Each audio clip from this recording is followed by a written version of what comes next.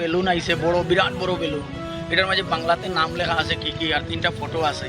তো এখানের মানুষকে দেখি আমার ফোন করছে, করার পরে আমি আইসি, আইয়া তদন্ত করিয়া দেখছি বেলুনটা।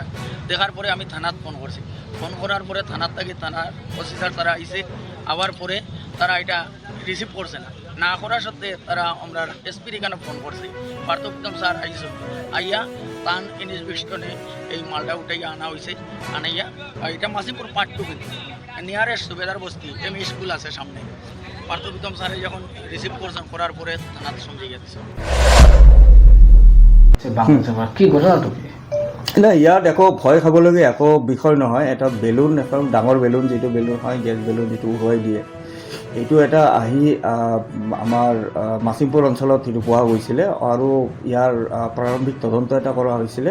আৰু তদন্তৰ শেষত গম পোৱা গৈছে যে বাংলাদেশৰ চিলেট জিলাৰ এখন ঠাই আছে, তাৰ নাম হ'ল ফেচুগঞ্জ। তাৰ এখন স্কুল আছে, ঘিলাচৰা হাইস্কুল।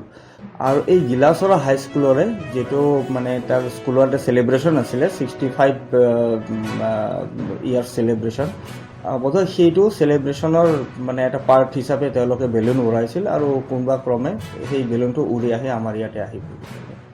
আমি প্ৰাথমিক তদন্ত মতে এইখিনিয়ে, আৰু ইয়াতো এটা উচ্চস্তৰীয় এটা তদন্ত চলি আছে। যদি কিবা বেলেগ কিবা বস্তু ওলায় আপোনালোকক অৱগত কৰিম। কাৰণ নাই, একো কাৰণ নাই।